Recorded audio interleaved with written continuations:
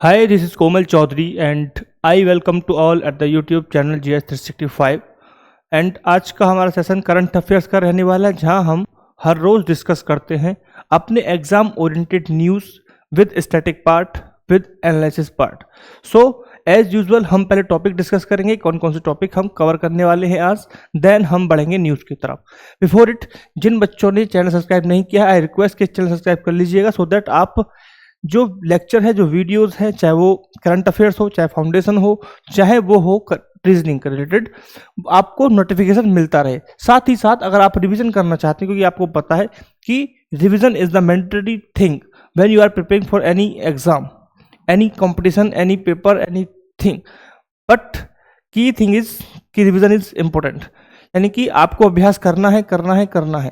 तो अभ्यास करने के लिए आप जुड़ेंगे GS 365 टेलीग्राम चैनल, जहां पर आपको मिलता है डेली बेसिस का PDF, ताकि आप इजीली रिवाइज कर पाएं जो भी लेक्चर आपने लिया है। राइट, सो स्टार्ट करेंगे हम फर्स्ट अपना कि टॉपिक कौन कौन से हम कवर करने वाले हैं। तो फर्स्ट टॉपिक बहुत ही इंपॉर्टेंट रहने वाला है, रैमजे मिसाइल को लेकर एक न्यूज है। रैमजे मिसाइल को लेकर भारत और इजराइल के बीच ये कॉन्ट्रैक्ट है, ठीक है, और ये है इंडियन एयरफोर्स के लिए है। तो देखेंगे हम बाकी क्या चीज़ें हैं, क्या एनालिसिस है, क्या क्या स्टैटिक पार्ट रहने वाला है इस न्यूज़ से रिलेटेड। नेक्स्ट हम देखेंगे some advance medium combat aircraft AMCA। कुछ टाइम पहले बहुत ही ज़्यादा ट्रेंड किया था ट्विटर पे, तब भी वीडियोस बनाई गई थी, ठीक है, बट अब इस पे डील हो गई है, तो जानेंगे क्या डील है वो, और MCA है क्या बेसिकली, बहुत ही डिटेल हम करेंगे। So don't need to worry, just कुर्सी की पेटी बांध लो and be attentive in the class. संविधान के अनुच्छेद 311 को जानेंगे कि 311 आज चर्चा में क्यों बना हुआ है और न्यूज़ में है, तो अनुच्छेद 311 एग्जाम के पॉइंट ऑफ व्यू से बहुत ही ज़्यादा इंपॉर्टेंट हो गया है। नेक्स्ट हमारा है ध्रुवा पाइपलाइन। ये पाइपलाइन किससे रिलेटेड है, क्या है ना, इसकी क्या इंपॉर्टेंस है, क्या महत्व है इसका, और यह न्यूज़ में क्यों है, सब कुछ कवर करेंगे। नेक्स्ट हमारा है एशिया प्रशांत प्रसारण विकास संस्थान AIBD भी न्यूज़ में है, एक संस्थान है AIBD, ठीक है, न्यूज़ में है, जानेंगे कि यह न्यूज़ में क्यों है। नेक्स्ट हमारा है integrated food security phase classification IPC। ये वो IPC नहीं है जो आप पढ़ते हैं IPC RPC, ये क्या है, integrated food security phase classification. And next है ड्रैग पैकेज, और नेक्स्ट एक न्यूज़ है ग्रेट निकोबार इंफ्रास्ट्रक्चर प्रोजेक्ट। ये प्रोजेक्ट आज न्यूज़ में है, न्यूज़ में क्यों है, क्या इसका स्टैटिक पार्ट है, क्या हमारे एग्जाम से रिलेटेड इंपॉर्टेंट हो सकता है, सभी चीज़ हम बहुत डिटेल में करेंगे। सो बस वेट कीजिए कि कौन सी न्यूज़ का टाइम आने वाला है और कौन सी का नहीं, ठीक है। नेक्स्ट हमारा है सुप्रीम कोर्ट ने आवारा कुत्तों संबंधित एक समस्या को नियंत्रित करने के लिए एक दिशा निर्देश जारी किए थे। अब डिसीजन आता है एक दिल्ली में, आप सभी को पता होगा जो न्यूज़ कवर कर रहे होंगे या करंट अफेयर्स के लिए पढ़ रहे होंगे, ठीक है, तो उसके लिए गाइडलाइन जारी की है सुप्रीम कोर्ट के द्वारा, तो उसे देखेंगे। नेक्स्ट हमारा है इसरो का सबसे भारी rocket lunar module launch vehicle LMV 2035 तक तैयार हो जाएगा।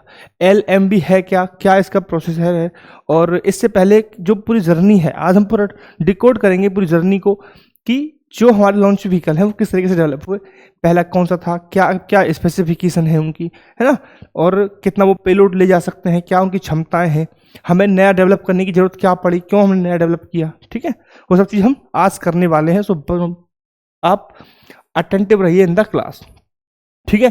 तो सबसे पहले न्यूज़ हमारा है कि रैमपेज मिसाइल।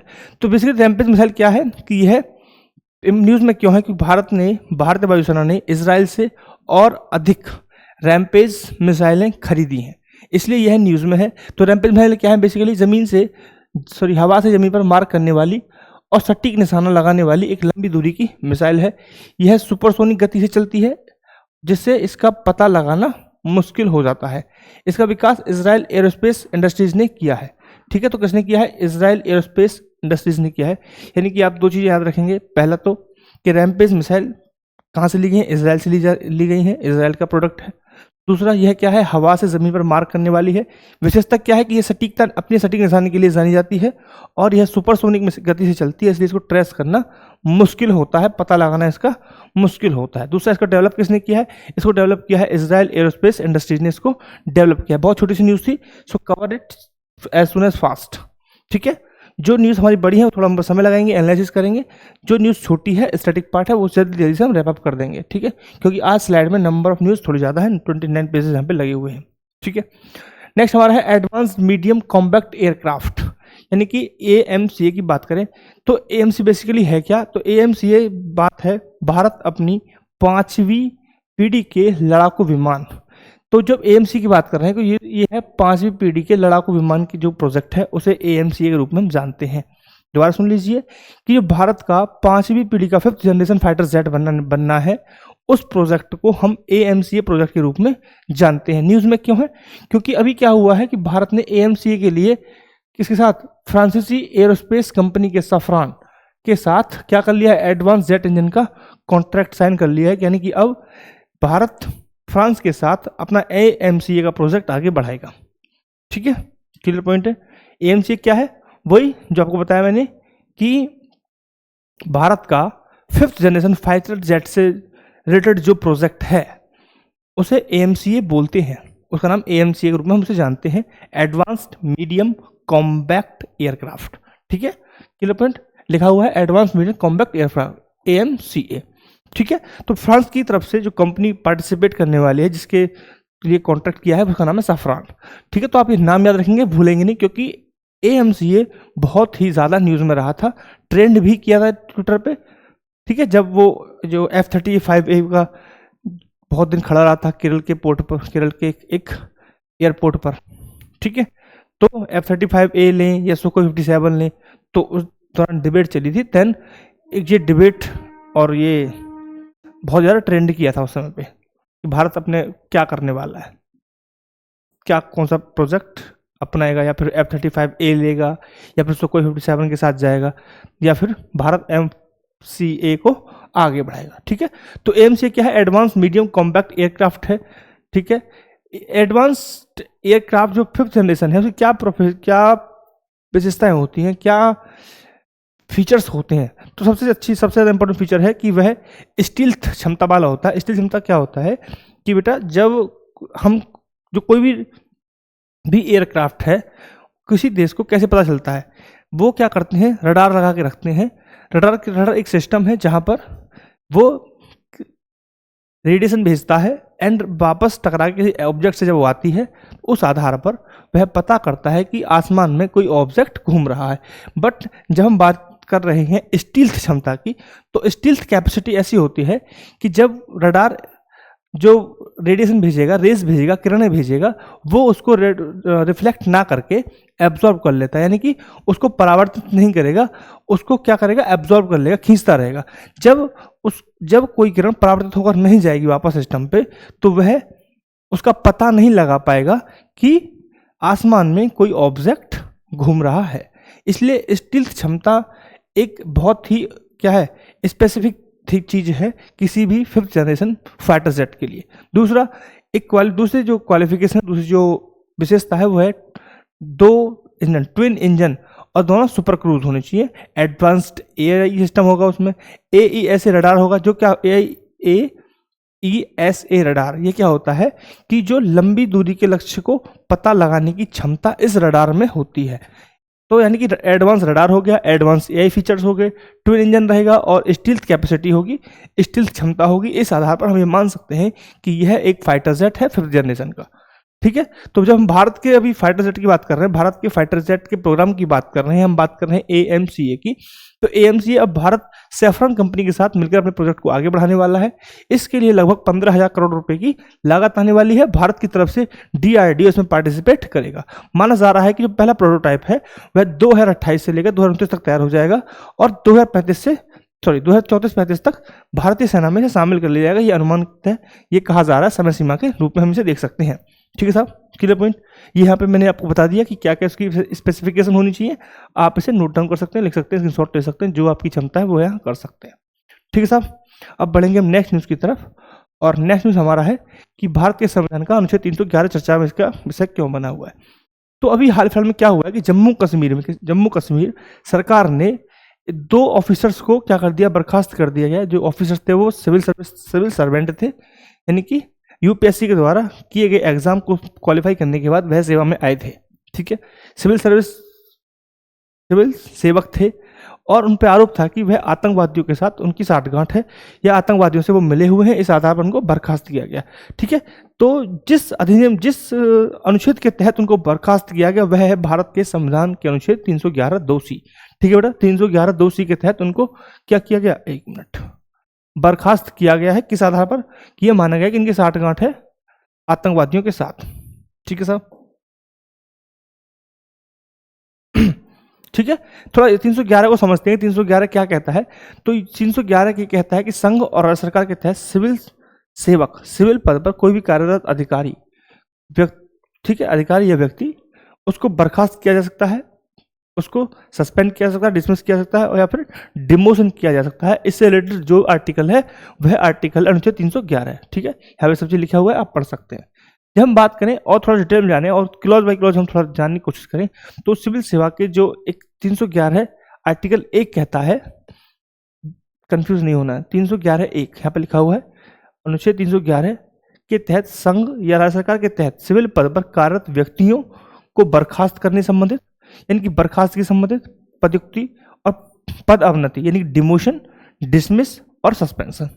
ठीक है, तीनों ही को कौन कर सकता है? अनुच्छेद संघ या राज्य सरकार के तहत सिविल पद पर कार्य कर सकते हैं, यानी कि राज्य सरकार और केंद्र सरकार कर सकती है, अनुच्छेद 311 आर्टिकल 2(c) के तहत।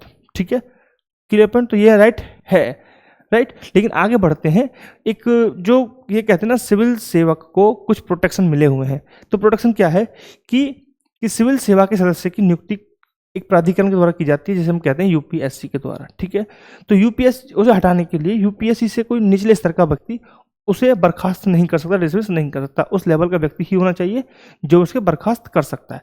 तो इसी तरह से, यानी कि अनुच्छेद 311(1) कहता है कि सिविल सेवा के सदस्य को नियुक्त करने वाले प्राधिकरण, यानी कि जो यूपीएससी है उसके चेयरमैन से अधीनस्थ कोई भी व्यक्ति, मतलब उस पोस्ट जो यूपीएससी के चेयरमैन है उसके सम स्तर, यानी कि उसके बराबर की पोस्ट का व्यक्ति ही उसे बर्खास्त कर सकता है, हटा सकता है या फिर डिमोशन कर सकता है। बस उससे नीचे वाली पोस्ट का कोई व्यक्ति इस अधिकार क्षेत्र को एंजॉय नहीं करता है। ठीक है, इस तरीके से अनुच्छेद 311 ये लिखा हुआ है, यहाँ पे 1 लिखा हुआ है। हम बात करें 311(2) की, तो क्या होता है कि सिविल सेवक के जो है, सिविल सेवक के किसी भी कर्मचारी की जांच, आरोपों की सूचना, सुनवाई के उचित अवसर दिए बिना बर्खास्त नहीं किया जा सकता है।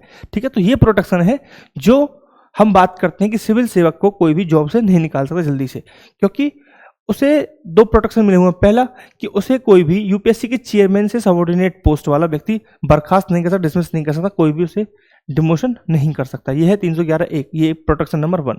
वहीं प्रोटेक्शन नंबर 2 क्या कह रहा है कि किसी भी सिविल सेवा के किसी भी कर्मचारी की जांच, प्रॉपर जांच होनी चाहिए, आरोपों की उसको सूचना देनी चाहिए, तथा उसे प्रॉपर सुनवाई होनी चाहिए और उसे अपना पक्ष रखने की दिया जाए। प्रॉपर जांच के बाद ही उसे बर्खास्त किया जाए या फिर डिमोशन जो भी कार्रवाई करनी है वो की जाए। ये 2 प्रोटेक्शन की बात यहाँ पे की जाती है। ठीक है साहब, क्लियर पॉइंट? यहाँ पे सब चीज लिखी हुई है, आप पढ़ सकते हैं। चलो आइए अब बढ़ेंगे हम नेक्स्ट न्यूज की तरफ, और नेक्स्ट न्यूज हमारा है क्या बेटा? द्रुजबा पाइपलाइन। द्रुजबा पाइपलाइन क्या है? हाल ही में अभी क्या हुआ है आप सभी को पता है, रूस और यूक्रेन का युद्ध चल रहा है। ठीक है, क्लियर पॉइंट है। दूसरा, अभी आपको यही पता है कि एक मीटिंग हुई थी 15 अगस्त पे, और मैंने सेशन नहीं लिया है, हालांकि मुझे ले लेना चाहिए था। ठीक है, तो उसका कोई औचित्य नहीं निकला है, इसलिए मैंने उसको कुछ बनाया नहीं।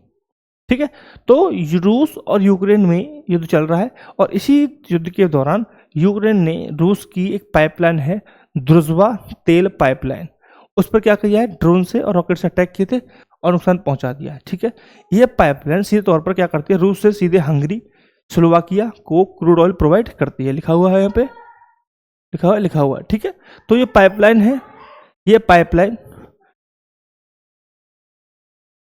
एक मिनट देना गाइस।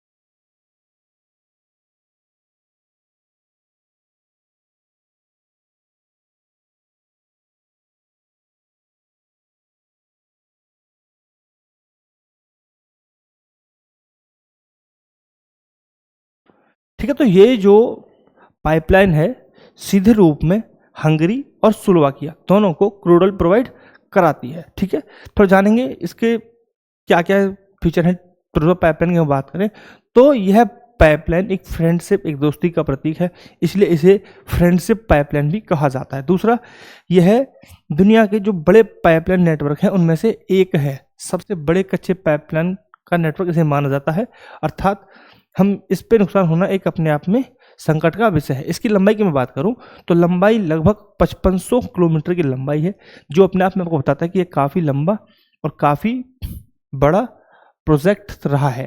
ठीक है। दूसरा, इससे ये पता चल रहा है कि ये दुनिया का सबसे बड़ा नेटवर्क में से एक है पाइपलाइन के। ठीक है। यह पाइपलाइन अगर बात करूं तो यह पाइपलाइन बेलारूस से होकर यूक्रेन होती हुई स्लोवाकिया, हंगरी तक पहुंचाती है क्रूड ऑयल। ठीक है। दोबारा सुन लीजिए, हमने एक पाइपलाइन को समझा। एक पाइपलाइन है जिसका नाम हमने बताया क्या, ड्रूजबा पाइपलाइन। ठीक है। ड्रूजबा पाइपलाइन क्या है, न्यूज़ में क्यों है, न्यूज़ में इसलिए है कि यूक्रेन ने क्या कर दिया है, ड्रूजबा पाइपलाइन पर ड्रोन से अटैक किए हैं, जिससे उसे नुकसान हुआ है। यह पाइपलाइन सीधे तौर पर हंगरी और स्लोवाकिया को क्रूड ऑयल प्रोवाइड कराती थी। यह फ्रेंडशिप पाइपलाइन के रूप में जानी जाती है। यह दुनिया के बड़े पाइपलाइन नेटवर्क में से एक है, अर्थात सबसे बड़े नेटवर्क के रूप में भी इसे हम समझ सकते हैं। इसकी लंबाई की मैं बात करूँ तो 5500 किलोमीटर की लंबाई है। बेलारूस, यूक्रेन होती हुई स्लोवाकिया तथा हंगरी तक यह क्रूड ऑयल की आपूर्ति करती है। तो ये ओवरऑल यहाँ पे सब लिखा हुआ है, सब आप पढ़ सकते हैं, रिवाइज कर सकते हैं जब आपको उचित लगे। ठीक है। नेक्स्ट हमारा है एशिया प्रशांत प्रसारण विकास संस्था AIBD। यानी कि AIBD अभी न्यूज़ में क्यों है, AIBD है क्या और न्यूज़ में क्यों है, दो चीज़ हमें पढ़नी है। तो न्यूज़ में इसलिए है कि भारत को AIBD के कार्यकारी बोर्ड का अध्यक्ष बनाया गया। तो न्यूज़ ये है कि भारत को कार्यकारी अध्यक्ष के रूप में चुना गया है और यह थाईलैंड में आयोजित हुई थी एक बैठक। AIBD का सम्मेलन था, उस दौरान इसे निश्चित किया गया कि भारत अब कार्यकारी बोर्ड का अध्यक्ष के रूप में पद संभालेगा। राइट। हम बात करें कि AIBD के बारे में जानें कि उसकी स्थापना हुई थी 1997 में। यूनेस्को के अंडर इसको स्थापित किया गया था। यह एक अंतर सरकारी संगठन है। बात मैं करूं कि इसका सचिवालय कहां पर है, तो इसका सचिवालय रहेगा कुआलालंपुर, मलेशिया। कुआलालंपुर मलेशिया की कैपिटल है, आप याद रखेंगे। कैपिटल जो कंट्रीज न्यूज़ में है उनकी कैपिटल, करेंसी, PM, प्रेसिडेंट, जो भी अथॉरिटी वहाँ पे रहती है उसका आपको पता होना चाहिए। ठीक है। बात करें कितने देश इसमें हैं तो वर्तमान में 45 देश इसके सदस्य हैं और 92 संगठन भी इसके साथ जुड़े हुए हैं। ठीक है साहब। सबसे इंपॉर्टेंट चीज़, भारत इसका एक संस्थापक राज्य है, आप इसे याद रखेंगे, भारत इसका एक संस्थापक सदस्य है। भारत के बिहाफ से भारत का एक सर्विस प्रोवाइडर है जिसका नाम है प्रसार भारती, जो सूचना एवं प्रसारण मंत्रालय को रिप्रेजेंट करता है इस संस्था में। ठीक है। यानी कि जब कोई मीटिंग होती है तो हर देश के रिप्रेजेंटेटिव आते हैं, तो भारत को रिप्रेजेंट करता है प्रसार भारती। ठीक है साहब। अब बढ़ेंगे नेक्स्ट न्यूज़ की तरफ। जब हम बात कर रहे थे IPC, तो it is not the IPC related to the CRPC and IPC, it is another thing. यानी कि integrated food security and phase classification. Integrated food security phase classification ने गाजा में हुए जो खाने से लोग मर रहे हैं, भूखे होने से मर रहे हैं, भूखे रहने से, खाना ना मिलने के कारण मर रहे हैं, उस अकाल की पुष्टि की है। इस कारण यह न्यूज़ में है। ठीक है। तो हम पढ़ेंगे आज पहले इस न्यूज़ में पढ़ेंगे IPC क्या है, दूसरा न्यूज़ में क्यों है, क्या केस चल रहा है। तो आप सभी को पता है इजराइल और गाजा का भी जो सीन चल रहा है, वहाँ गाजा में लगभग 50 लाख से अधिक लोग अकाल की चपेट में फंसे हुए हैं, यानी कि भूख के कारण वह मर रहे हैं। जहाँ भीषण भूखमरी, ठीक है, और फिर भूखमरी होगी तो कुपोषण के संग भूखमरी होगी तो भूख से मर रहे हैं लोग, वो एक अलग हो गया। लेकिन खाना ना मिलने से कमजोरी आना, प्रॉपर ग्रोथ ना होना, यानी कि कुपोषण का शिकार होना भी एक बड़ी वजह रहेगी। इनमें से मौतें हो रही हैं जिन्हें बचा जा सकता था। ठीक है। बात करूं मैं IPC की, तो IPC एक अंतर्राष्ट्रीय टूल है जो किसी भी क्षेत्र में होने वाले खाद्य संकट की गंभीरता को मापता है, उससे संबंधित रिपोर्ट प्रदर्शित करता है, बताता है क्षेत्र में कि इस क्षेत्र में ये स्थिति खाने से रिलेटेड है। अगर बात करें शुरुआत कब से हुई थी, 2004 में इसे food security and nutrition analytics unit FSNAU के द्वारा स्थापित किया गया था 2004 में। ठीक है। संगठन, ठीक है, इसमें 21 सदस्य हैं। 21 सदस्यों के पहल के कारण इसे स्टार्ट किया गया था, जिसमें 21 सदस्यों में UN की एजेंसी भी शामिल है और अंतर्राष्ट्रीय स्तर के NGOs भी इसका पार्ट है। ठीक है। क्लियर पॉइंट है। चलो, आप यहाँ पे देख सकते हैं सब कुछ यहाँ पे मेंशन है, रिवाइज कर सकते हैं। आइए नेक्स्ट न्यूज़ हमारा है ड्रैगन पैकेज। तो अर्जेंटीना और चिली के पास स्थित ड्रैगन पैकेज 7 पॉइंट, यानी कि अर्जेंटीना और चिली के पास एक स्थान है ड्रैगन पैसेज। ठीक है साहब, ड्रैगन पैसेज में क्या हुआ है, भूकंप की तीव्रता कितनी 7 थी, भूकंप दर्ज किया गया था। अगस्त अवस्थिति को जानेंगे तो यह जल निकाय दक्षिण अमेरिका के दक्षिणतम पॉइंट केप हॉर्न और अंटार्कटिक प्रायद्वीप के उत्तर में स्थित साउथ सेटलैंड आइलैंड के बीच स्थित है। बहुत ही डिटेल में मैंने लिख दिया ताकि आपको मैप पर जाने की जरूरत ना पड़े। आप फिर भी मैं कहूँगा कि आप मैप पर जाइए ताकि आपको चीज़ें क्लियर कट पता चल जाए कि जब हम देखते हैं वर्ल्ड को, जब हम विश्व को देखते हैं तो यह कौन सा देश है जो यहाँ पर है, या जिस देश की हम बात कर रहे हैं वह किस क्षेत्र में पड़ता है, क्या उसकी स्थिति है, क्या अवस्थिति है। ठीक है, महासागर धारा के रूप में जल निकाय मुख्य रूप से पश्चिम से पूर्व की ओर बहता है। यह अंटार्कटिक सर्कम्पोलर करंट का हिस्सा है जो विश्व की सबसे विशाल महासागरीय धारा है। ठीक है साहब, ये सब चीज़ें इसके बारे में लिखा हुआ है, आप पढ़ सकते हैं। नेक्स्ट न्यूज़ हमारा है ग्रेट निकोबार इंफ्रास्ट्रक्चर प्रोजेक्ट। तो न्यूज़ में क्यों है, न्यूज़ हमारा है great Nicobar infrastructure project. News में क्यों है, जो जनजातीय परिषद है उसने कहा है कि जो ग्रेट निकोबार इंफ्रास्ट्रक्चर प्रोजेक्ट है उस पर जनजातीय लोगों की जो वन अधिकार से जुड़ी हुई चिंताएं हैं उनका अभी तक समाधान नहीं हो पाया है।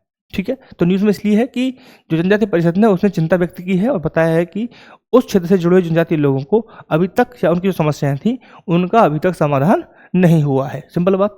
ठीक है, तो कौन सा प्रोजेक्ट है, इस प्रोजेक्ट में कौन सी, इस प्रोजेक्ट की जिसकी हम बात कर रहे हैं उसमें बनेंगे ट्रांसशिपमेंट पोर्ट हो गया, अंतर्राष्ट्रीय हवाई अड्डे हो गए, टाउनशिप डेवलपमेंट हो गया, या फिर गैस और सौर ऊर्जा संबंधित पावर प्लांट हो गए। इस प्रोजेक्ट के अंतर्गत ये सब चीज़ें होनी थी। Clear point. तो यह एक मेगा प्रोजेक्ट था अंडमान निकोबार का, जो दक्षिणी छोर, जो हमारा दक्षिणतम बिंदु है ग्रेट निकोबार द्वीप है, उस पर सारे प्रोजेक्ट प्रस्तावित थे, जिसमें मैंने बताया आपको कि ट्रांसशिपमेंट पोर्ट हो गया, अंतर्राष्ट्रीय हवाई अड्डा हो गया, ठीक है, टाउनशिप डेवलपमेंट हो गया, या फिर पावर प्लांट्स हो गए, है ना। Clear point. तो ये प्रोजेक्ट सब शामिल होने थे, ये बनने थे, लेकिन अभी चिंता व्यक्त की है किसने, जनजातीय परिषद ने चिंता व्यक्त की है कि जो वहाँ पर रहने वाले जनजातीय लोग हैं उनसे संबंधित होने वाली समस्याओं का अभी तक समाधान नहीं हुआ है। अगर हम बात करूँ क्रियान्वित होने वाली एजेंसी, यानी किसको कौन रेगुलेशन किसके द्वारा किया जा रहा है, तो बेटा इसके लिए डेवलप की गई है अंडमान निकोबार द्वीप समूह इंटीग्रेटेड डेवलपमेंट अथॉरिटी। ठीक है, इसके लिए अलग से बनाया गया है जो इसकी क्रियान्वित एजेंसी है। यहाँ पे लिखा हुआ है, आप देख सकते हैं, है क्या, ये रही।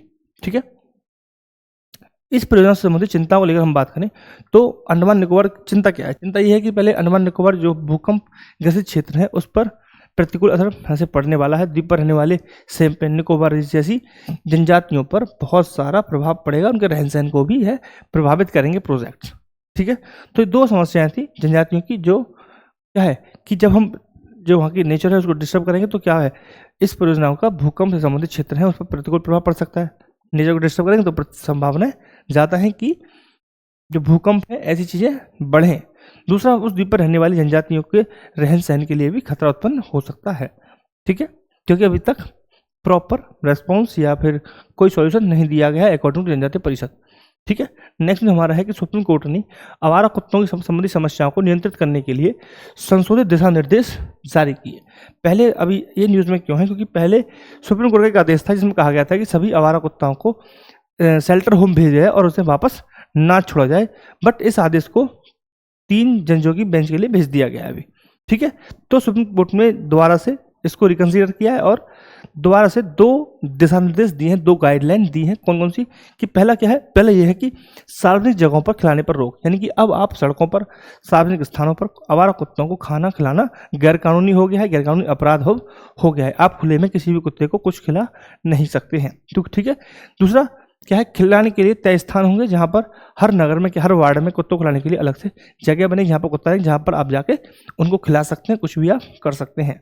ठीक है, दूसरा, इलाज के बाद वापस छोड़ना होगा। पहले क्या कहा था कि वापस नहीं छोड़ना है, बट जो रिकंसिडरेशन है उसमें कहा गया है कि इलाज के बाद कुत्तों को वापस छोड़ना है जहाँ से उन्हें पकड़ा था, जैसे कि, लेकिन उसमें क्या है, उससे पहले उनके जो टीकाकरण है, कीड़े मारने की दवा है, ठीक है, उन सब चीज़ों का इलाज करके उन्हें छोड़ना हो। बट इसमें कंडीशन है, कंडीशन ये है कि जो रेबीज वाले कुत्ते हैं, जो रेबीज से ग्रसित हैं कुत्ते, जो पागल हैं, उन कुत्तों पर यह नियम लागू नहीं होता है। ठीक है, या फिर एक क्लॉज डाल दिया आक्रामक कुत्ते। ठीक है, इसका मिसयूज करने चाहे तो कर सकते हैं। आक्रामक कुत्ते आक्रामक ही होते हैं और उनको इस वर्ड का यूज करके आप शेल्टर होम में रख सकते हैं वापस से। ठीक है, क्लियर पॉइंट। दूसरा आप बात करते हैं कि आवारा कुत्तों से ये न्यूज़ में क्यों आया, क्या जरूरत पड़ी कि आवारा कुत्तों को लेकर सुप्रीम कोर्ट द्वारा संज्ञान लिया गया। तो आवारा कुत्तों की संख्या की अगर बात करें, समस्याओं की समझिए कि 2019 में जो पशु जनगणना हुई थी उसमें 1.5 करोड़ आवारा कुत्ते रजिस्टर्ड किए गए थे, ठीक है, जिससे जन सुरक्षा की क्षमता बढ़ी। आक्रामक और रेबीज से बढ़ते हुए रेबीज से पीड़ित कुत्तों में के हमले से नागरिक सुरक्षा को भी खतरे में देखा गया, जिस कारण इस समस्या को समाधान के रूप में देखा, ठीक है। अगर मैं बात करूं आंकड़े को लेकर, आप समझिए कि विश्व में रेबीज से होने वाली कुल मौतों में 36% भारत में होती हैं। यानी कि भारत में रेबीज से होने वाली मौतें एक गंभीर समस्या है। और रेबीज ऐसा नहीं है कि ऐसे फैल जाता है कि रेबीज के भारत में हो जाए। पागल रेबीज से ग्रसित कुत्ता ही किसी को खाएगा तो ही उसको रेबीज होगा, ठीक है। तो इंसानों में होने वाले रेबीज के 99% मामले कुत्ते के काटने या खरोंचने से होता है। यानी कि कुत्ते के काटने से ही रेबीज होता है। 99% केस भारत में यही देखे गए हैं, ठीक है। अगर बात करूं संविधान क्या कहता है, संविधान शांत है क्या, संविधान के कुछ क्लोज दिया हुआ है क्या इससे संबंधित, तो हम बात करें संविधान को लेकर तो अनुच्छेद 324 डब्ल्यू ये कहता है कि नगर पालिकाओं का यह कर्तव्य है कि वे आवारा कुत्ताओं को कंट्रोल करें। नगर पालिकाओं का कर्तव्य है कि वे आवारा कुत्तों को नियंत्रित करें और उन्हें कंट्रोल करें। वहीं अगर हम बात करें 51 AG, यानी कि हम बात करें राज्य के नीति निर्देशक तत्व, नहीं मौलिक कर्तव्य की हम बात करें तो नागरिक को यह कर्तव्य है कि वह जीवित प्राणियों के प्रति दयाभाव रखे, ठीक है, यह मौलिक कर्तव्य है। 51 AG राज्य का नीति निर्देशक तत्व नहीं है, राइट, क्योंकि ऐसा है 3651 जो है वो DPSP है।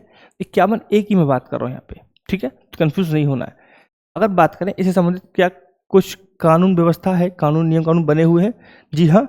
जब हम बात करें कानून को लेकर तो पशु जन्म नियंत्रण नियम 2023 के तहत तथा पशु क्रूरता निवारण अधिनियम के तहत बहुत सारे नियम बनाए गए हैं। इनका उद्देश्य क्या है कि बंधीकरण के जरिए आवारा कुत्तों की संख्या को नियंत्रण करना और टीकाकरण के माध्यम से जो रेबीज है उसको फैलने से रोकना, इसका उद्देश्य है, इस अधिनियम के उद्देश्य हैं, ठीक है।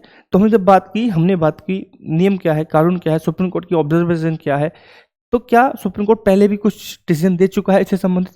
जी हाँ, सुप्रीम कोर्ट 2014 में जल्लीकट्टूवाद में निर्णय दिया था कि जीवन और स्वतंत्रता का अधिकार जानवरों को भी प्राप्त होता है। यानी कि अनुच्छेद 21 की जब हम बात कर रहे हैं तो अनुच्छेद 21 व्यक्तियों को ही नहीं बल्कि जानवरों को भी प्राप्त होता है। तो आप यहाँ से याद रख सकते हैं, क्योंकि जब आप पढ़ते हैं सिंपल बुक्स में तो आपको मिलेगा सिर्फ कि अनुच्छेद 21 रिलेटेड है ओनली ऑन ह्यूमन, बट यह अधिकार जानवरों को भी मिलता है। यानी जीवन और स्वतंत्रता का अधिकार जानवरों का भी एक अधिकार है according to Supreme Court Jallikattu केसवाद 2014, ठीक है। वहीं अगर हम बात करें एक और केस कोट करूं कि people for elimination of the stay, यहाँ पे चलो आगे होगा शायद, नहीं है जरा, people for the elimination of the state trouble बनाम पशु कल्याण बोर्ड मामले में सुप्रीम कोर्ट ने सभी आवारा कुत्तों यहाँ तक कि परेशान करने वाले कुत्तों को मारने पर भी रोक लगा दी। यानी कि जो हमारा अकॉर्डिंग सुप्रीम कोर्ट आप कुत्तों को मार नहीं सकते हैं। कुत्तों को यदि कितना भी परेशान करने वाला कुत्ता है आप उसे नहीं मार सकते हैं, ठीक है, क्लियर पॉइंट। चलो बढ़ते हैं नेक्स्ट न्यूज़ की तरफ, और नेक्स्ट न्यूज़ हमारा है इसरो का सबसे भारी रॉकेट लूनर मॉड्यूल लॉन्च किया गया है। 2035 तक ये बन जाएगा, सॉरी लॉन्च नहीं किया गया है, 2035 तक यह तैयार हो जाएगा। बात करें इनकी विशेषता की, क्या विशेषता है, तो यह एक एडवांस्ड क्या है लॉन्च व्हीकल है, ठीक है, नेक्स्ट जनरेशन लॉन्च व्हीकल है, NGLV next generation launching vehicle है। इसकी ऊंचाई लगभग फिजिकल ऊंचाई की बात करें तो लगभग 40 मंजिल इमारत की जितनी होने वाली है, ठीक है। इसका उद्देश्य क्यों बनाया जा रहा है, इसका उद्देश्य है कि चंद्र मिशन के लिए इसको उपयोग किया जाएगा, जिसे 2024 का भारत का पहला मानव चंद्र मिशन भी इसमें शामिल है। बात करें पेलोड की लेकर कि कितना पेलोड ले जाने की इसकी क्षमता है, तो इसकी क्षमता रहेगी 80 टन या चंद्रमा तक का लगभग 27 टन भार यह ले जा सकता है, और यह निम्न कक्षा LEO तक ही जाएगा, ठीक है। बात करें और स्पेसिफिकेशन की तो यह 3 चरण वाला यान होगा। 3 चरण इसमें होंगे, पहले 2 चरणों में इसमें लिक्विड ईंधन होगा, वहीं थर्ड चरण की मैं बात करूँ तो क्रायोजेनिक ईंधन इसमें लगाया जाएगा, ठीक है। बात करें थोड़े हिस्ट्री में जाएं कि और कौन कौन से हमारे पास व्हीकल थे, तो हमारे पास एक सबसे इंपॉर्टेंट व्हीकल है PSLV polar satellite launch vehicle, ध्रुवीय उपग्रह प्रक्षेपण यान। यह इसरो का द्रव चरणों वाला तीसरी पीढ़ी का प्रक्षेपण यान था। यानी कि इसमें यह है, इसका क्या काम था, यह है सूर्यकालिक ध्रुव कक्षा और एलईओ तथा जीटीओ के उपग्रहों को स्थापित करने में सक्षम था। एक कौन कौन से उपग्रह होते हैं, जैसे कि चंद्रमा फर्स्ट हो गया, ठीक है, मंगल ऑर्बिटर मिशन हो गया। इस तरह के जो प्रोजेक्ट हैं वो पीएसएलवी के द्वारा लॉन्च किए गए थे। या थर्ड द्वारा सुन लीजिए, पीएसएलवी थर्ड जनरेशन था, ठीक है, क्लियर पॉइंट, राइट। थोड़ा समझेंगे कि भूतुल्य कक्षा क्या होती है, एलईओ क्या होती है और जीटीओ क्या होता है। तीनों का डिफरेंस मैं बताना चाहूँगा यहाँ पे कि तीनों का डिफरेंस क्या होता है, ठीक है। जब हम बात करें सूर्य तुल्यकालिक कक्षा, सन सिंक्रोनस पोलर ऑर्बिट एसएसओ, इसका मुख्य उद्देश्य क्या होता है? इसका मुख्य उद्देश्य होता है कि यह सुनिश्चित करना कि उपग्रह प्रतिदिन एक ही स्थानीय सौर समय पर पृथ्वी पर किसी विशेष बिंदु से गुजरे। यानी कि एक फिक्स जगह पर जब सैटेलाइट फिक्स करना हो कि यह एक ही जगह फिक्स रहना है और यह हर समय, जैसे आज 2 बजे एक सैटेलाइट यहाँ से निकलना है मेरे स्टूडियो से, तो वह हर दिन 2 बजे इस पॉइंट से ही निकले, ठीक है। तो इस तरीके का जो हमारे सैटेलाइट रहेंगे वो GSSO में जाके क्या कहेंगे, उनको स्थापित किया जाएगा। यह इससे क्या होता है, यह निरंतर प्रकाश की स्थिति बनाए रखने में मदद करता है, जिससे जो पृथ्वी के अवलोकन हो गया या मानचित्रण हो गया, मौसम संबंधी कोई भी निगरानी हो गई या कोई भी अनुप्रयोग हमें करना है तो इस तरह के प्रोजेक्ट हम यहाँ से कर सकते हैं। फॉर एग्जाम्पल आप समझ सकते हैं कार्टोसैट की पूरा जो सीरीज है, कार्टोसैट 1, 2 है ना, तो वो सब क्या है, इसी कक्षा में स्थापित किए गए सैटेलाइट हैं, ठीक है। नेक्स्ट हमारा है LEO, लो अर्थ ऑर्बिट। लो अर्थ ऑर्बिट यानी कि निम्न पृथ्वी कक्षा। यह एक सामान्य पृथ्वी केंद्रित कक्षा है। पहले सुन लीजिए, यह एक पृथ्वी केंद्रित कक्षा है।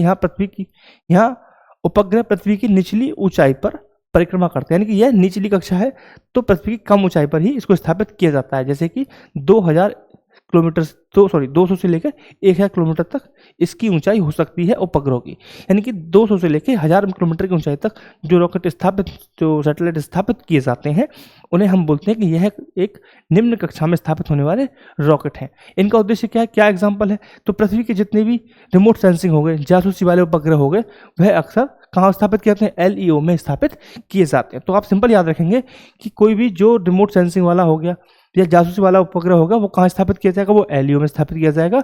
वही अगर हमने बात की कि जो हमारे हैं, ठीक है, क्लियर पॉइंट, तो आप याद रखेंगे। नेक्स्ट हमारा है भूतुल्य अंतरण कक्षा, जियो स्टेशनरी ट्रांसफर ऑर्बिट, GTO। नाम से पता चल रहा है ट्रांसफर ऑर्बिट। तो यह क्या करता है, यह जो कक्षा है, जो ऑर्बिट है, यह एक स्थानांतरण कक्षा है। इसका प्रयोग कब करते हैं, इसका प्रयोग करते हैं उपग्रह को निम्न कक्षा से भूतुल्यकालिक कक्षा में ले जाने के लिए, GEO में ले जाने के लिए इसका प्रयोग करते हैं। यानी कि यह एक ट्रांसफर्ड कक्षा है, निचला और यह ऊपर वाला, तो बीच वाला ये क्या है, GTO। यानी कि इसमें छोड़ते हैं तो यहाँ से ट्रांसफर करके ऊपर ले जाता है, ऊपर लास्ट में कक्षा में ये स्थापित करने के लिए इसका प्रयोग हम करते हैं। यानी कि इसका काम है ट्रांसफर करना, ठीक है। जो निचले स्तर के निम्न कक्षा में हम सैटेलाइट स्थापित करते हैं, उसको ऊपरी कक्षाओं में जाने के लिए इसका प्रयोग हम करते हैं। GTO क्या है, GTO एक अंडाकार कक्षा है। यह अपने आप उपग्रह इस कक्षा में स्थापित होता है, छोड़ते रॉकेट से छोड़ा जाता है, फिर यह जो पृथ्वी का वृत्ताकार क्षेत्र कक्षा है उसके सारे उपग्रहों को पृथ्वी से दूर ले जाती है, जिससे वह भूतुल्यकालिक कक्षा में पहुंच जाता है, यानी कि GEO में पहुंच जाता है। तो जो हमारे उपग्रह संचार से संबंधित वह इस कक्षा में स्थापित किए जाते हैं, ठीक है। यानी कि GEO में जाते हैं और किसके द्वारा जाते हैं, GTO से द्वारा जाते हैं। तो हमने जब बात की, ठीक है, तो ये हमारे हो गए 3 प्रकार की कक्षाओं की हमने बात की कि भाई हमारी कौन कौन सी कक्षाएं थी, LEO, GTO, GEO, LEO, GEO और GTO। 3 प्रकार की हमने कक्षाओं की बात यहाँ पे कर ली। तो आपको मैंने एक अंडरस्टैंडिंग दे दी कि जो हम बात कर रहे हैं कक्षाएं तो हम 3 भागों में कैसे बांट सकते हैं, राइट। अब थोड़ा प्रक्षेपण यान पर वापस आते हैं, ठीक है। तो PSLV हो गया, अब बात करेंगे GSLV।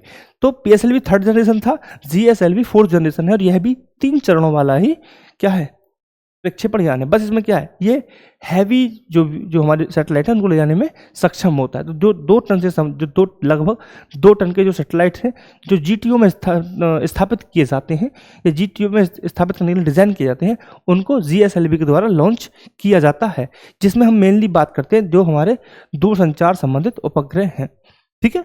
जो भी हमारा ये जो संचार वाला, ठीक है, सैटेलाइट होते हैं सब। अब नेक्स्ट बात करेंगे हम LVM-3। यह क्या है, यह हैवी लिफ्ट ऑफ क्षमता से युक्त 3 चरणों वाला प्रक्षेपण यान है। यह 4 टन वाली श्रेणी के उपग्रहों को GTO तक तथा 10 टन वाले उपग्रहों को LEO तक ले जाने में स्थापित करने में सक्षम है। तो हमने PSLV देखा, GSLV देखा और एक नया आया हमारा LVM-3। तो यह हैवी लिफ्ट व्हीकल है और यह 4 टन को तो ले सकता है GTO तक, ठीक है, लेकिन जब थोड़ा भारी कर देंगे तो 10 टन तक यह LEO तक पहुंचा सकता है। इसका प्रयोग हमने किया था चंद्रयान 2 में इसका प्रयोग किया गया था और चंद्रयान 3 में भी इसका प्रयोग हमने किया था। दूसरा, इसे भारतीय अंतरिक्ष स्टेशन को स्थापित करने में इसका प्रयोग भी किया जाएगा। तो आप याद रखेंगे कि जो हम भारतीय अंतरिक्ष स्टेशन स्थापित करने वाले हैं उस प्रोजेक्ट में किस लॉन्चिंग व्हीकल का प्रयोग किया जाने वाला है, तो बेटा उसका याद रखेंगे आप, याद LM-3 का प्रयोग किया जाना है। ठीक है, अब आते हैं हम next SSLV, small satellite launching vehicle. तो ये छोटा है, तो इसका जो ईंधन है वह ठोस रहता है, 3 चरणों वाला ही है लेकिन ये ठोस ईंधन से चलता है। इसका काम क्या है, जो मिनी हो गया, छोटे छोटे जो सैटेलाइट्स हैं जिसका वेट लगभग 10 किलो से लेकर 500 किलो तक होता है, उस तरह के जो हमारे सैटेलाइट होते हैं उनको लॉन्च करने के लिए इसका प्रयोग हम करते हैं। आई होप आपको सैटेलाइट्स के बारे में, क्लासेस के बारे में कि कौन कौन सी कक्षाएं होती हैं, जो ऑर्बिट्स होते हैं, आपको पता चल गया होगा और पूरी जर्नी आपको पता चली कि कौन कौन से प्रकार के हमारे पास SLVs हैं। ठीक है, न्यूज़ में क्यों है पता चल गया। नेक्स्ट बढ़ेंगे हम नेक्स्ट न्यूज़ की तरफ, और नेक्स्ट न्यूज़ हमारे यहाँ पे सब लिखा हुआ है। ठीक है, एक मिनट,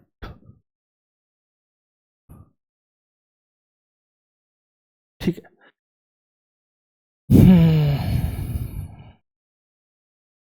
ठीक है, तो बेटा यहाँ से ध्यान रखेंगे, यहाँ से न्यूज़ है नेक्स्ट, यहाँ पे सही से PPT नहीं बनाई है। ठीक है, तो यहाँ से नई नेक्स्ट न्यूज़ है, आप देख लेंगे। तो नेक्स्ट न्यूज़ हमारा है कि सुंदरवन टाइगर रिजर्व के क्षेत्रफल का विस्तार करने के बाद यह अब भारत का दूसरा सबसे बड़ा टाइगर रिजर्व बन जाएगा। यह न्यूज़ है हमारी। ठीक है, तो आज पहले जानेंगे कि हम पूरा जानेंगे कि टाइगर रिजर्व होते क्या है, उन्हें घोषित कौन करता है, किस अधिनियम के तहत घोषित किए जाते हैं, कौन सा छोटा है कौन सा बड़ा है ना टाइगर रिजर्व। ठीक है, नया कौन सा बना है, पुराना कौन सा बना है। तो static part, analysis part, static with static बहुत डीप में हम कवर करेंगे, बस बैठ जाइए। तो ठीक है, तो केंद्रीय पर्यावरण, वन और जलवायु परिवर्तन मंत्रालय के द्वारा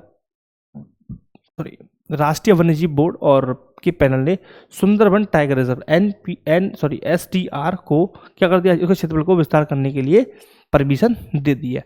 इसे विस्तार करने के बाद अब क्या होगा, जो सुंदरवन टाइगर रिजर्व है उसका एरिया बढ़ जाएगा और वह भारत का दूसरा सबसे बड़ा टाइगर रिजर्व बन जाएगा। ठीक है, अब बात एक चीज बोर्ड निकल के आया NBWL। तो NBWL के जो चेयरमैन होते हैं वो प्रधानमंत्री होते हैं, PM होते हैं, याद रखना। ठीक है, क्लियर पॉइंट। दूसरा, इस विस्तार के बाद अब सुंदरवन टाइगर रिजर्व भारत के 58 टाइगर रिजर्व में से क्षेत्रफल की दृष्टि से 7वें स्थान से दूसरे स्थान पर आ गया है। यानी कि पहले STR सुंदरवन टाइगर रिजर्व 7वें स्थान पर हुआ करता था, अब यह क्या बन गया, ये 2nd स्थान पर पहुंच गया है। ये आपको मैंने बता दिया है। ठीक है, पॉइंट मेरा ये है, पहुंच तो गया है लेकिन अब फर्स्ट पे कौन है, तो फर्स्ट पे बेटा है Srisailam tiger reserve. Srisailam tiger reserve, Nagarjuna Sagar Srisailam tiger reserve कहाँ पे है, Nagarjuna Sagar Srisailam tiger reserve first पे है। और इसके बाद कौन सा आने वाला है, STR Sundarban tiger reserve 2nd पर आ गया है। ठीक है, बात करते हैं कि अब हमें पता चल गया कि भाई कौन है सबसे बड़ा, श्रीशैलम टाइगर रिजर्व है, 2nd पर कौन सा है, STR सुंदरबन टाइगर रिजर्व। तो भाई सबसे, अब हमें एक फैक्ट और मेरे में आया कि सबसे पुराना टाइगर रिजर्व कौन सा है। तो सबसे पुराना टाइगर रिजर्व है जिम कॉर्बेट। ठीक है, जिम कॉर्बेट कहाँ पर है, उत्तराखंड में है, और यह भारत का पहला टाइगर रिजर्व है और सबसे पुराना भी है। इसे 1973 में स्टार्ट बनाया गया था, जब प्रोजेक्ट टाइगर बनाया गया था, तब यहाँ से इसका प्रोजेक्ट टाइगर का इनिशिएटिव स्टार्ट किया गया था। ठीक है, अगर हम बात करें न्यूएस्ट के हिसाब से नया कौन सा है, तो 58वां टाइगर रिजर्व बना है। यानी कि टोटल टाइगर रिजर्व कितने हैं भारत में, 58 टाइगर रिजर्व हैं। और कौन सा टाइगर रिजर्व है, माधव टाइगर रिजर्व कहाँ पे है, मध्य प्रदेश में है, जो न्यूएस्ट हाल फिलहाल में बना है। और कब बना है, ये 2025 में बना है, यानी किसी साल में बना है, 2025 में नया वाला बना है माधव टाइगर रिजर्व। और ये कहाँ पर है, महाराष्ट्र में, sorry Madhya Pradesh, Madhav tiger reserve. ठीक है, मध्य प्रदेश में है। वहीं पुराना वाला कौन सा है, सबसे पुराना जिम कॉर्बेट उत्तराखंड में है, 1973 में बना था। सबसे बड़ा कौन सा है, श्रीशैलम टाइगर रिजर्व आंध्र प्रदेश में है। सबसे छोटा कौन सा है, सुंदरवन कोलकाता में। ठीक है साहब, पश्चिम बंगाल, राइट, क्लियर पॉइंट है। सबसे छोटा हमने बताई, सबसे छोटा कौन सा टाइगर रिजर्व हमारे पास, सबसे बड़ा हो गया, सबसे छोटा कौन सा है, सबसे छोटा टाइगर रिजर्व है बोर टाइगर रिजर्व। कौन सा, बोर टाइगर रिजर्व, स्मॉलेस्ट की मैं बात करता हूँ। तो स्मॉलेस्ट मेरे पास है बोर टाइगर रिजर्व। कौन सा? Bore tiger reserve. और ये कहाँ पड़ता है बेटा? ये पड़ता है हमारा महाराष्ट्र में। कहाँ पड़ेगा? महाराष्ट्र में यह पड़ेगा। ठीक है, क्लियर पॉइंट, राइट। आगे बढ़ेंगे, अब जानेंगे थोड़ा सा कि टाइगर रिजर्व को घोषित करने की क्या प्रक्रिया है, क्या प्रोसेस है। तो सबसे पहले जो राज्य सरकारें हैं वह वन्यजीव संरक्षण अधिनियम 1972 के तहत जो क्लॉज है 31V के तहत टाइगर रिजर्व को क्या करती हैं? अधिसूचित करती हैं, घोषित करती हैं, बताती हैं। ठीक है, और इसके लिए वह NTCA राष्ट्रीय बाघ संरक्षण प्राधिकरण से सलाह लेती हैं। अब NTCA क्या है भाई? एक नया नाम आ गया NTCA। तो NTCA क्या होती है? NTCA भारत में जो लुप्त प्राय बाघ हैं उनके लिए गठित एक वन्य जीव संरक्षण एजेंसी के रूप में कार्य करता है। इसकी स्थापना भारत सरकार के पर्यावरण, वन एवं जलवायु परिवर्तन मंत्रालय के तहत 2005 में प्रोजेक्ट टाइगर और भारत के विभिन्न जो टाइगर रिजर्व हैं उनके प्रबंधन के लिए की गई थी NTCA की स्थापना। और इसकी स्थापना 1972 वन्यजीव अभ्यारण्य अधिनियम के तहत इसको स्थापित किया गया था। बात करें 2023 का डाटा आपको मिलेगा गूगल पे, प्रेजेंट का नहीं मिलेगा क्योंकि मैंने भी सर्च किया था। तो 2023 तक भारत में 3682 जंगली बाघ थे, जो विश्व लेवल के, वर्ल्ड लेवल का लगभग 75% बाघ को कैरी करता है भारत। ठीक है, क्लियर पॉइंट। अब बात करते हैं किस तरह से घोषित की जाती है। तो राज्य सरकार वन्यजीव अभ्यारण्य 1972 के तहत घोषित करता है और वह घोषित करने से पहले NTCA की सलाह लेता है। ठीक है, क्लियर पॉइंट। अधिसूचना में क्या क्या होता है? राज्य से प्रस्ताव प्राप्त होता है और जो अनुच्छेद जो वन्यजीव अभ्यारण्य अधिनियम 1972 की धारा 38V के तहत जो NTCA बताता है उसकी जो मांग होती है, उसकी जो मंजूरी होती है, उस प्रस्ताव जो सिफारिश होती है उसे राज्य को प्रस्तावित किया जाता है, जांच के लिए भेजा जाता है। राज्य सरकार क्या करती है? संबंधित क्षेत्र को टाइगर रिजर्व के रूप में घोषित करती है। यानी कि सिंपल प्रोसेस समझ लीजिए, राज्य सरकार घोषित करती है। घोषित को सिंपल क्वेश्चन आया कि टाइगर रिजर्व को कौन घोषित करता है, तो राज्य सरकार कैसे करती है? किस अधिनियम के तहत घोषित किया जाता है? तो वन्यजीव अभ्यारण्य अधिनियम 1972 के तहत किया जाता है। वन्यजीव संरक्षण अधिनियम 1972 की किस धारा के तहत किया जाता है? तो 38B के तहत घोषित किया जाता है। ठीक है, वन्यजीव संरक्षण जो टाइगर रिजर्व घोषित करने से पहले राज्य सरकार किस संस्था से सलाह लेती है? तो NTCA से सलाह लेती है। NTCA क्या है? NTCA एक एजेंसी है जो क्या करती है? जो संरक्षण करती है, टाइगर रिजर्व को मैनेज करती है और जो टाइगर रिजर्व हैं उनके प्रबंधन को देखती है। इसको स्थापित किया गया था 2005 में पर्यावरण, वन एवं जलवायु परिवर्तन मंत्रालय के तहत इसको स्थापित किया गया था, के द्वारा स्थापित किया गया था। और इसको भी वन्यजीव अभ्यारण्य वन्यजीव अधिनियम 1972 की धारा 38L के तहत इसको स्थापित किया गया था। ठीक है, तो NTCA को स्थापित किया जाता है 38L के द्वारा और टाइगर रिजर्व घोषित किए जाते हैं 38V के द्वारा। दोनों की आप याद रखेंगे। इसके बाद जो राज्य से प्रस्ताव प्राप्त होता है, NTCA जांच करता है और उस प्रस्ताव के माध्यम से जो जांच में पाया जाता है उसके तहत राज्य सरकार उस क्षेत्र को क्या करती है? टाइगर रिजर्व के रूप में घोषित कर देती है। ठीक है, ठीक है, क्लियर। अगर हम बात करें कि किसी क्षेत्र, कोई मेरा क्षेत्र है जिसे टाइगर रिजर्व घोषित कर दिया, तो क्या उसका क्षेत्र बदला जा सकता है? जी हाँ, उसका क्षेत्र बदला जा सकता है, लेकिन बदलने के लिए एक अन्य धारा है, वन्यजीव संरक्षण अधिनियम की धारा 38W। यहाँ पर 38W का प्रयोग करेंगे, जिसके तहत NBWL जो संगठन आज चर्चा का विषय भी है, जिसके कारण न्यूज में भी पूरा टॉपिक, उसकी मंजूरी लेनी होती है। वह मंजूरी देता है, तब क्या होता है? उस क्षेत्र को, उस टाइगर रिजर्व के सीमाओं को बदला जा सकता है, अन्यथा नहीं बदला जा सकता है। ठीक है, सिंपल समझ लीजिए कि NBWL अगर मंजूरी नहीं देता है तो उस क्षेत्र के टाइगर रिजर्व के क्षेत्र को नहीं बदला जा सकता है। ठीक है, क्लियर पॉइंट, क्लियर। अब थोड़ा फैक्चुअल इन्फॉर्मेशन बात करते हैं सुंदरबन टाइगर रिजर्व को लेकर। तो सुंदरबन टाइगर रिजर्व पश्चिम बंगाल में पड़ता है। ठीक है, दुनिया में बांग्लादेश के अलावा एकमात्र यही ऐसा क्षेत्र है जहाँ मैंग्रोव वन है, जिसमें बाघों की एक विशाल आबादी पाई जाती है। हम बता चुके हैं कितनी है, विश्व की लगभग 75% कैरी जो जनसंख्या है बाघों की, वो भारत कैरी करता है। ठीक है, क्लियर पॉइंट। इसके दक्षिण में बंगाल की खाड़ी है, पश्चिम में मालतला नदी से इसकी सीमा बनती है। आप याद रख सकते हैं, थोड़ी फैक्चुअल इन्फॉर्मेशन थी, बस इसके अलावा इसमें कोई और इन्फॉर्मेशन जानने के लिए आपके लायक नहीं है। ठीक है साहब, so thank you very much for the watching this video. सब यहाँ पे लिखा हुआ है, जो आप रिवाइज करना चाहें तो आप यहाँ पे रिवाइज भी कर सकते हैं। So thank you very much for the watching this video. Have a good day, thank you.